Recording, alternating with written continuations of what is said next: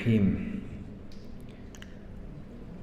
الحمد لله رب العالمين نحمده ونستعينه ونستغفره ونتوكل عليه ونصلي ونسلم على حبيبه ونجيبه وخيرته في خلقه حافظ سره مبلغ رسالاته بشير رحمته نذير نقمته سيدنا ونبينا أبي القاسم المصطفى محمد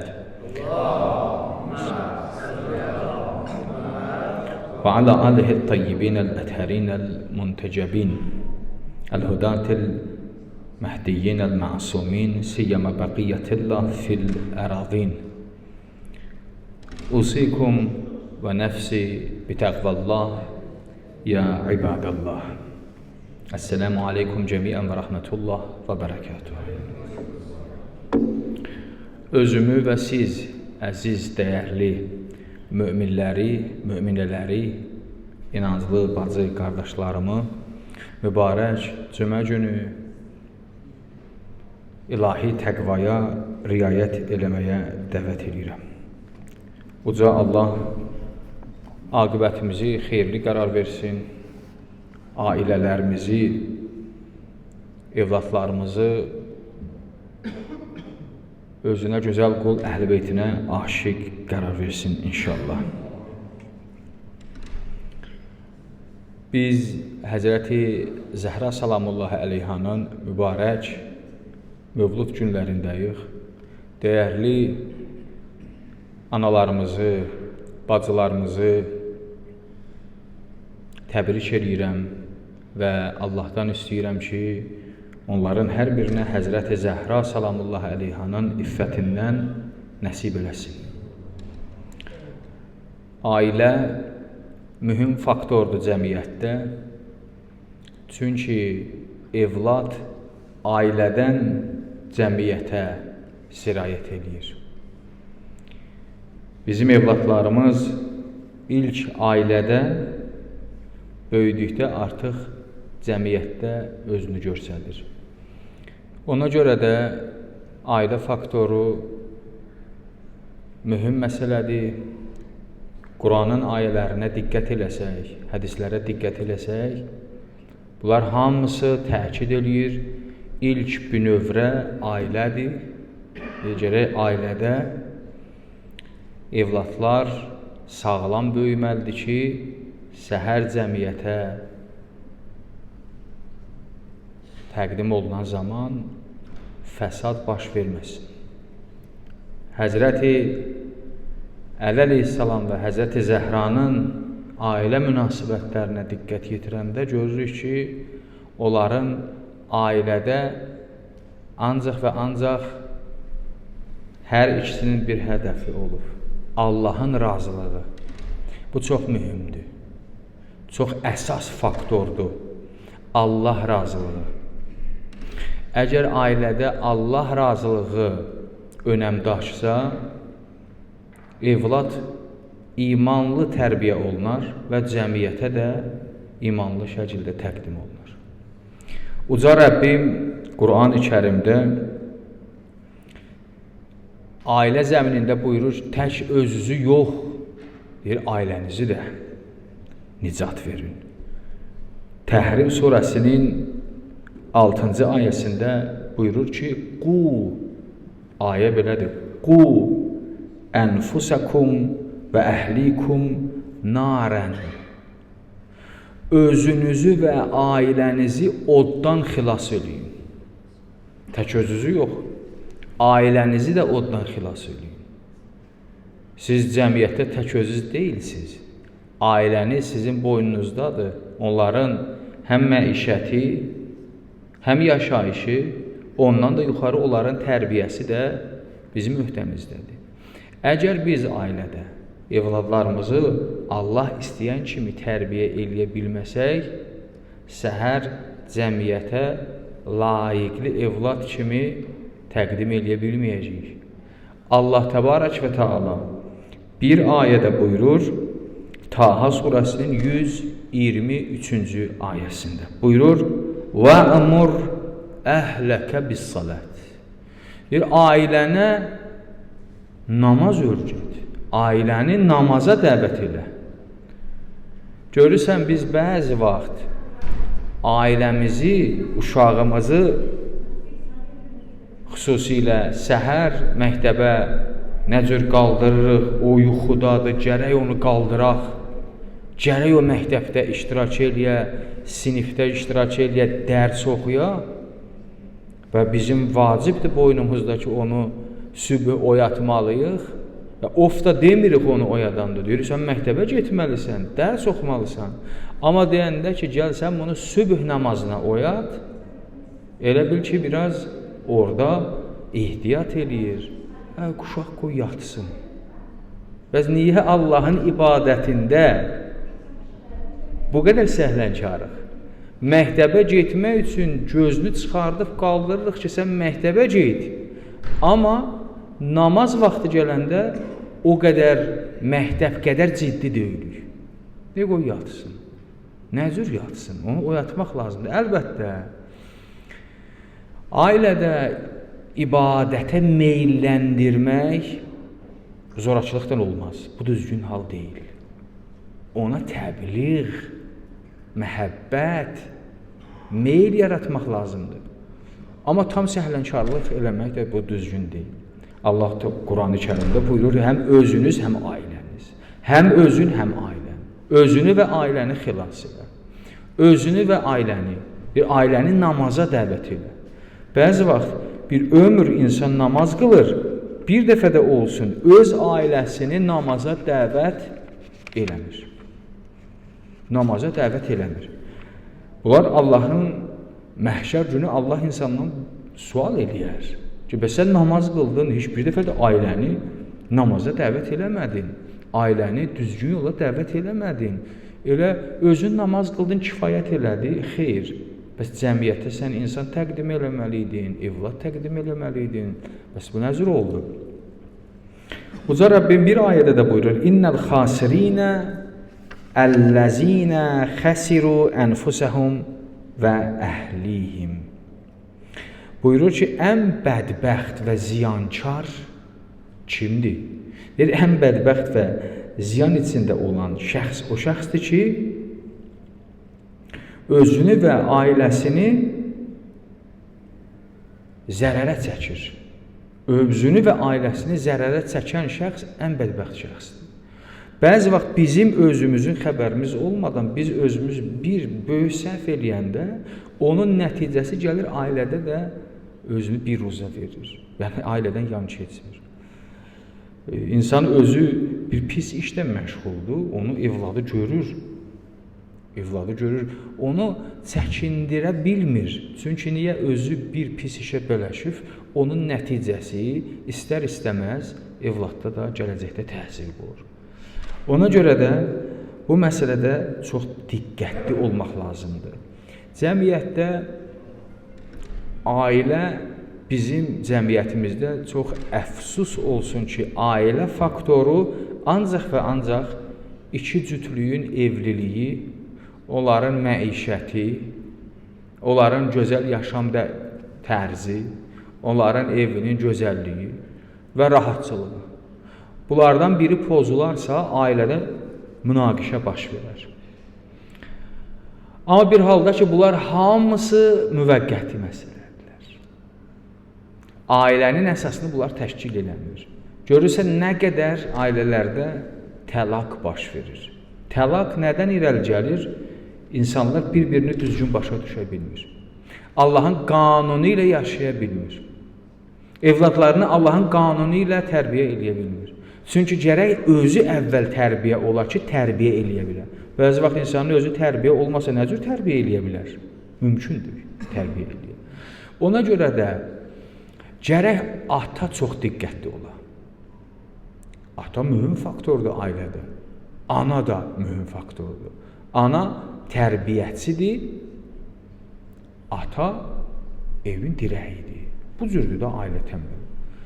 Və gərək ki, ana evladının qarşısında atanı kiçiltməyə. Çünki təməl budur, dirək budur. Dirəyi heçsin eləyir evdə, dirək getdi. Orada nə tərbiyə ola bilərək? Hədislərdə var, deyir ki, siz evladlarınıza həmişə atanıza ehtiram eləməyə dəvət eləyin. Analara deyir, sizin borcunuzdur. Siz gərək evladlarınızı bir cür tərbiyə eləyəsiniz ki, atıya ehtiram eləyin. Bəzi məsələlər sözdən olmur. Siz bunu yaxşı bilirsiniz. Bəzi məsələlər əməldən olur. 100 dənədən sən söz deyil, o əməl başqadır. Niyə bəzi məsələləri kinoya çəkirlər? Dastanlar filmə çəkilir. Sən bir roman oxu, yadda qalmaz. Amma həmən romanın filmə çəksinlər, sən o filmə bax, nə cür yadında qalır? Çünki səhnə yaddaşa həkk olur. Gedin Muxtarın tarixini oxuyun, nə yadınızda qalacaq? Amma gedin Muxtarın serialına baxın. Demək olar ki, serial səhnələri insanın beynindədir. Gedin Yusuf Peyğəmbərin tarixini oxuyun, nə yadda qalacaq? Amma gedin serialına baxın, başa həkk olacaq. Çünki teatr, film, bunlar bir mədəniyyət işləridir ki, o bəzi məsələləri ki, oxumaqdan yadda qalmır, ələ gəlmir, onu beynə həkk elədir. Bir var, insan gələ oğluna deyə ki, ya qızına deyə uşaqdır. Bala, mən otduğum yerdə sən uzanma, əyğini uzatma. Bu yaxşı deyil. Uşaq başa düşməz bu nədir. Amma əməldə, uşaq otaqda olanda ata söykənir, istirahət edir. Uşaq otaqda olanda qalxır, oturur. Uşaq bunu görür. Heç nə demir. Bir dəfə, 2 dəfə, 3 dəfə, 4 dəfə uşaq deyir, bu nə? Niyə oturur bu? Anam ona başa sal ki, sənə hörmət eləyir. İndi bunun əksi də uşaqda olur. Gedin bunu təcrübə eləyin. Əksi uşaqdadır. Görürsən, uşaq uzanır, ata heç nə demədən evə girsə, uşaq qalxır, oturur. Çünki qarşılıqlıdır.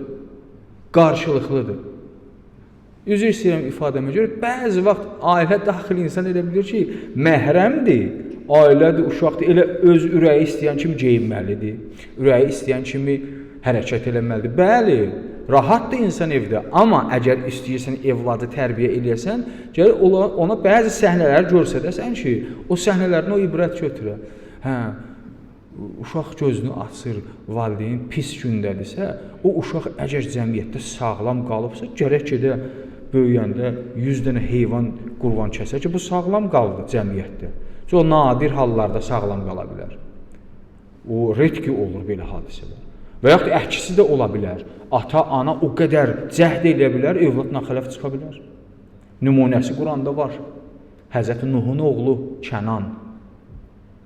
Nuh Peyğəmbər idi, insanları 950 il hidayətə dəvət elədi. Oğlu hidayət olmadı.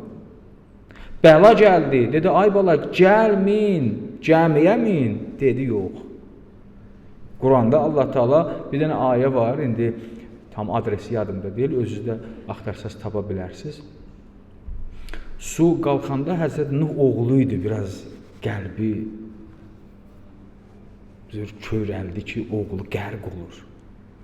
Elə çox ürək yanğısından oğlunu dəvət elədi. Allah ayədə göndərdi də bu gəlməyəcək, sən dəvət elə yenə. Sən bu qədər özünü öldürmə. Bəzi vaxt bu cür olur. Tarixdə var, o qədər insanlar var ki, atası pis adam olub, evladı yaxşı adam olub. Və yaxud əksinə. Bunlar nadir hallardadır. O da bu cür olur. Amma ümumi normal vəziyyətdə belə deyil. Normal vəziyyətdə insan ilk əvvəl bugünkü zamanada biz Allaha təvəkkül eləməliyik. Evladlarımızın tərbiyəsində Allahı şahid gətirirəm, Allaha təvəkkül eləməliyik və Allahdan istəməliyik. Çünki biz evladı böyüdürük, əlimizdən gələn şəkildə ona istiqamət veririk, elmə, təhsilə, əxlaqa, ədəbə. Görürsən, telefon onu pozur, proqram onu pozur. Yəni, bu bizim başımızın böyük bəlasıdır. Həm yaxşılığa yaxşı istifadə eləmək olar, həm də pisə. Elə bil cəmiyyət bizim evladlarımızın bəzən düşüncəsini əlindən alır. Cəmiyyət hakim olur ona. Onu da Allaha buraxmaq lazımdır, Allahdan istəmək lazımdır. Pərverdigar, bizə yardım elə. Mən evladımı məzhəbi böyüdürəm, Allaha başa salıram, Peyğəmbəri başa salıram, iman, ibadət, itaət, bir də görürsən, uşaq böyüdü, ateist oldu. Niyə? Getdi 5 dənə YouTube-da, nə bilim, hansı ağlı boşun söhbətlərinə qulaq asdı, cəmiyyət onu bizdən aldı. Belə də ola bilir. Bugün bazardır da internet. Hər kəs öz malını satır, kim istəyir orada qazana bilir. Baxış sayından auditoriyu ələ ala bilir. Bugün cəmiyyətdə boşanmaların sayı çoxdur. Hətta dini təbəqələrdə də bunu biz müşahidə edirik.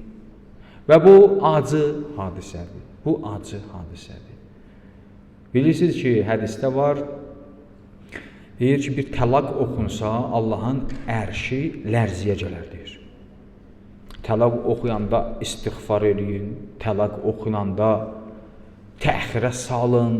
Niyə? Deyir, ailə təməli çökməsin. Çünki təlaq baş versə, məlumdur, o evladlar sonra nə cür böyüyüb cəmiyyətə təqdim olunacaq, bu biraz sual altındadır. Təlaq da iki cürdür. Bəzi təlaq var, şər'idir, zahiri. Bir təlaq növü də var, atifi təlaqdır. Atifi təlaq nədir, bilirsinizmi? Atifi təlaq rəftarda təlaq verilir. Bir qırşanın altında yaşayırlar, amma həqiqətdə elə bunlar təlaq vermiş kimidir. Nə bir-birlərindən danışmır. Nəzir olur, bir qadın öz ərinlə bir evin altında 20 ildir danışmırdı. Bu təlaq vermiş kimi bir şeydir. Bu atifi təlaqdır. Şər'i təlaqdır deyil, amma atifi təlaqdır. Və yaxud danışır, gecə dava, günüz dava, yemək dava, geyinmək dava, gəzmək dava. Müharibədədir. Bunlar elə həqiqətdə atifi təlaqdır bunlar. Atifi təlaqda da yenə zərbə kimə dəyir? Evladlara. Evladın günahı nədir axı burada? Niyə məsələn evlad burada çətinliyə düşməlidir? Bir dənə məsələ var da, mudara deyirlər. Mudara nədir? Mudara keçinmək. Əgər insan keçinə bilirsə müvəffəqdir. Keçinə bilmirsə, bu çətin məsələdir. O Şeyx Cəfər Kaşifül Qita, Allah ruhunu şad eləsin. Böyük ariflərdən, böyük fəqihlərdən idi. Gedərdi, əxlaq dərsi keçərdi, əxlaq nümunəsi idi. Bu həmişə dərsdən çıxıb evə gələndə bunu tələbələri müşayiət eləyərdilər. Ətrafında bu cür pərvanə kəsilərdilər, bundan söhbət eləyə, bundan danışa, bundan məsləhət alala, bunu evə qədər gətirərdilər. Bu Şeyx Cəfərin tarixcəsində maraqlı şeylər baş verir. Bir dəfə Şeyx Cəfər dərsdən çıxır, evinə qədər bunu tələbələri müşahidə edirlər. Evinə yetişir, orada tələbələrinlə sağollaşır, tələbələrin arif billah, əxlaq ustadı. Birdən ki, qapı açılır, arvadı eşiyə çıxır. Çıxır, nə çıxır? Əlində də bir dəyənək. Bu cür durur, Şeyx Cəfərin üzünə qarşı başlayır nalayiq sözlər yağdırır. Bunlar şoka düşürlər ki, bu nə hadisə baş verir? Əlini atır yerə, nə'leyn, o ariflər geyinərlər də, bu libasın özünün bir dənə çəkələyi var, deyirlər nə'leyn. Ağanın nə'leyni yerdəymiş, qaldırır nə'leyni ağanın ağzına vurur. Deyirsən, haradasan? Niyə gec gəlibsən? O heç nə demir. Bunlar şokdadılar. Belə bir arif, əxlaq ustadı xanımı. O heç nə demir. Bunlardan üzrxahlıq edir, evə daxil olur. Bunlar səhəri gözləyirlər, səbirsizliklə, ağa bu nə məsələdir, soruşsun da səhəri dağılır, axı bu nə məsələdir. Səhər gəlirlər, ağa deyir, durun özüm deyim, bilirəm nə soruşasınız? Dünənki məsələ, Deyir ki, mən gecələr Allaha həmd eləyirəm. Deyirəm, Pərverdigarı aləm, sən onu mənə nəsib elədin. Nəyi nəsib elədin? Bu bir əxlaq? Dedi, yox. Əgər onun o cür hərəkəti olmasaydı, mən Şeyx Cəfər Kaşifül Qita olmazdım. Mən onun bu xəsiyyətinə səbr elədim. Hər dəfə üstümə şuğuyanda səbr elədim. Nəfsimlə mübarizə apardım. Allah məni Cəfər Kaşifül Qita elədi. Yoxsa mən olardım Cüeyfir. Cüeyfir, yəni Cəfərin əksi. İndi bu bizə aid olan söz deyil. Bu onlara aiddir. Bəzi irfan pilləkənləri var. İnsanlar nəfsinlə mübarizə aparır. Bu deyirdi, mən elə Allah bir bəla göndərib evimin içinə. Onunla mən müharibədəyim. Daha eşdə, məsələn, şeytanın işi yoxdur, elə çərdəyik biz. Müharibə, döyüş çərdə gedir. Görürsən, kimdir bu? Bu bir dənə nümunədir bizə. Bir dənə əxlaq ustadı. Bu cür xanımla yol eləyir. O da xanım bizdə, vallah, elə üstümüzə çəmkəcə qapıya atırıq. Xoş getdin. Yolun açıq olsun. Get bir də geri dönmə. Tamam. Bu hasanlığa. Bu hasanlığa ailə təməl dağıldı. Bunu biz düşünməliyik. Biz bunu düşünməliyik. İki cütlük hər biri başqa bir qırşanın altından gəliblər. Biri başqa bir qırşanın altındadır, biri başqa bir. Yəni biri başqa atmosferdə böyüyür, biri başqa atmosferdə böyüyür. Bunların ikisi uzlaşana qədər vaxt gedir. Gərək səbr eləyə. Bizdə bu səbr yoxdur, dözüm yoxdur. Tez əksül əməl və tez təhqir. Sən evində nə görübsən belə şeyləri? Sən evində sən tərbiyə verən yoxdur, təhqirdir də bunlar. 1, 2, 3, 4, 5, 6 getdi. Bir də görsən, boşanma baş verdi. Bu cəmiyyətdə bu hallar çoxdur. Biz əgər istəyirik, ailə, nümunəvi ailə metoduna diqqət eləyək, Həzrəti Əleyhisselamın, Həzrəti Zəhranın ailə metoduna bax. Peyğəmbər bir gəlir Həzrəti Əliyə buyurur, deyir, Əlican, Fatimə nə cürdür? Evlənəndən sonra gəlir, deyir, Fatimə yəni sənə bir iş verdi ya vermədi? Yəni səni incitdi ya incitmədi? Dedi ki, ya Rasulallah, Allahın itaətində mənə ən gözəl neymətdir. Və Allah itaətində mənə ən gözəl neymətdir. Həzrəti Zəhra ailədə bir nömrə uşaq tərbiyəsində, ərinlə münasibətdə, Allahla itaətdə. Gedin Həzrəti Zəhranın tarixçəsini oxuyun. Həzrəti Zəhra bizə ən gözəl ailə modelidir. Biz gərək bu zəmində diqqətli olaq. Bu zəmində nəfs öz işini görür. Nəfs öz işini görür. Elə hamı bir-birini başa düşmür ki, olur ki, insanlar bir-birini başa düşmüyor. Olur ki, səhv ola. Amma məcbur sən gərək nədir? Keçinməlisən. Mən məcbur keçinməliyəm. Əgər biz keçinməsək, biz idarə eləməsək, cəmiyyət xarab olur. Cəmiyyətə kör evladlar bəxş edir. Bu kör evladlar gəlir cəmiyyətdə fəsad törədir. Fəsadda da biz də şərik oluruq. Allah səni and verirəm izzət və cəlalına, öz böyüklüyünə, əzəmətinə, Allahlığına xatir. Ailələrimizi, evladlarımızı özün bəyənən ailə və evlad qərar ver. Pərverdigarı aləm, səni and verirəm izzət və cəlalına, Həzrəti Zəhra salamullahi əleyhanın hörmətinə xatir, özümüzü islah elə. Pərverdigarı, sən bizi islah eləməsən, bizim vəziyyətimiz yaxşı olmaz. İlahi, öz nəzərini üstümüzdən götürmə. Sənə and verirəm izzət və cəlalına, ya Rəbbəl aləmin, bu cüməmizi keçən cüməmizdən daha mübarək qərar ver. Pərverdigarə, sənə and verirəm öz böyüklüyünə, əzəmətinə, rəhmətinə, kərəminə, izzətinə, Allahlığına xatir, Həzrət Vəli Əsr sahibə zamanın zuhurunu təcil elə. Hacətlərimiz qəbul olsun, müşküllərimiz həll olsun, aqibətimiz xeyirli olsun. Allah Teala ailəmizin, evladlarımızın aqibətini xeyirli qərar versin. Muhammed və ali Muhammedə salavat inayət edin.